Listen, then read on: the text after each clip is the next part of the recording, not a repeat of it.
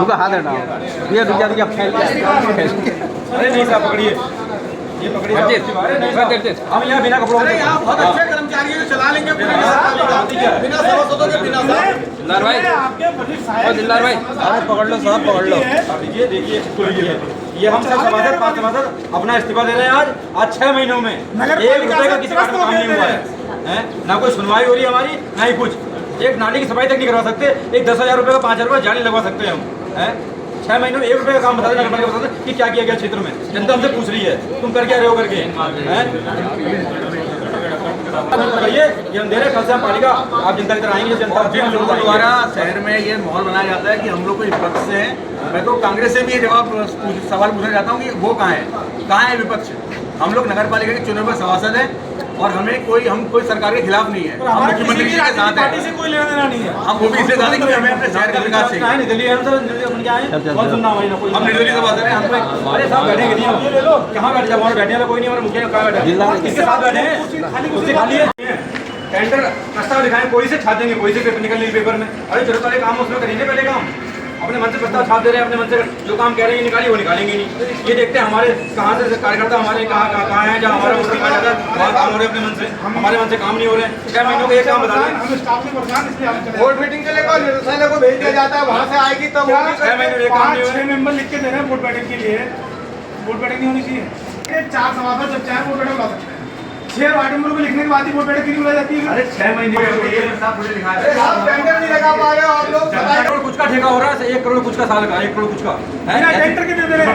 वहाँ कमिश्नर हैरान होगा सुनिए जब उनसे काम ने बोले है ऐसा हो नहीं सकता, ना साहब पूछिए फोन करके 1 करोड़ कुछ का ठेका ऐसे हो जाता। आप सभी के चैनल के माध्यम से नगर पालिका की पूर्व भी स्थिति हमने बताई है और आज हम मजबूरन हमें नगर पालिका टनकपुर ने मजबूरन हमें इस्तीफा देने पर मजबूर कर दिया है। और उसका कारण यह है कि जो भी हमारे द्वारा प्रस्ताव लिखे गए हैं वो अभी तक धरातल पर नहीं आए हैं। हमारी शहर की जनता ने अगर चेयरमैन महोदय को चुना था तो ठीक है, हम भी मानते हैं कि 5 वर्ष पहले बेहतरीन कार्य हुआ था, तभी हमारी क्षेत्रीय जनता ने उन्हें चुना। और अभी वर्तमान में अगर आप 6 महीने का अगर मैं रिपोर्ट कार्ड आपको बताऊं, क्योंकि मैं तो सच बोलता हूं, स्पष्ट बोलता हूं, जीरो कार्य हुए हैं हमारे 6 महीने से हमारे क्षेत्र में। एक भी विकास कार्य अगर हुआ है तो हम अपना इस्तीफा वापस ले लेंगे। आप हमें बता दीजिए कि कोई भी विकास कार्य अभी तक हुआ है हमारे क्षेत्र में। पूर्व में कार्य होते, इसलिए पब्लिक ने इनको चुना। माननीय मुख्यमंत्री जी की आह्वान पे भी हमने कहा चलो हमारे क्षेत्र में विकास होना है। हमारा तो इतना अपॉर्चुनिटी है कि हमारा विधायक ही हमारा मुख्यमंत्री है, इसलिए हमने खुद उनके कंधे को मजबूत करने के लिए वो हमने चुना, चेयरमैन को चुना, हम चाहे विकास कार्य हो। लेकिन कहीं ना कहीं मुझे ये भी महसूस होता है कि क्या हमारे सभासद ने क्या कोई भाजपा के मंडल अध्यक्ष को भी हराया, क्या ये वजह है विकास नहीं होने की? हम लोग निर्दलीय चुने गए, हम लोग किसी भी राजनीतिक संगठन से बिलोंग नहीं करते हैं। और मेरा विपक्ष से भी यहाँ सवाल है कि जो हमारे प्रदेश में हमारे शहर में विपक्ष है, कहाँ है वो? क्यों नहीं कोई सवाल उठा रहा है, क्यों नहीं कोई प्रश्न उठा रहा है? जनता के विकास कार्य नहीं हो रहे हैं, इसका क्यों नहीं फर्क पड़ रहा है? विपक्ष कहाँ है? हम लोग जनता द्वारा चुने हुए सभासद हैं, हमें ही विपक्ष बना दिया गया है नगर पालिका के अंदर। नगर पालिका में कुल 11 सभासद हैं और कितने सभासदों ने आज इस्तीफा दिया है? आज हमारे 5 सभासदों ने इस्तीफा दिया है।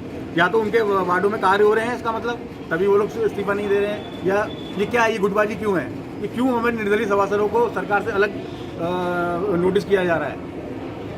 अमूमन मुख्य मांग क्या रही? और विपक्ष दोनों पे आरोप लगाना चाहता हूँ। अमूमन मुख्य मांगे क्या रही जो यहाँ इस्तीफा दिया है? मुख्य मांग क्या है उसमें?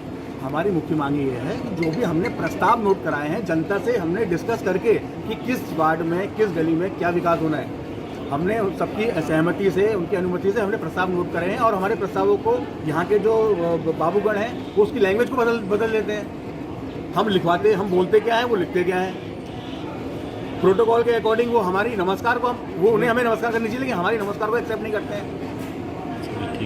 ये बातें मुझे आप सभी लोगों के माध्यम से कहनी है, ताकि और मैं ये भी कहना चाहता हूँ कि जो शहर के कुछ छुटभैये नेतागण हैं जो भी ये आरोप लगाना चाहते हैं कि हम कोई विपक्ष की भूमिका निकालें, हम विपक्ष की नहीं, हम जनता की आवाज़ को उठाने आए हैं, क्योंकि जनता ने हमें यहाँ चुन के भेजा है। धन्यवाद।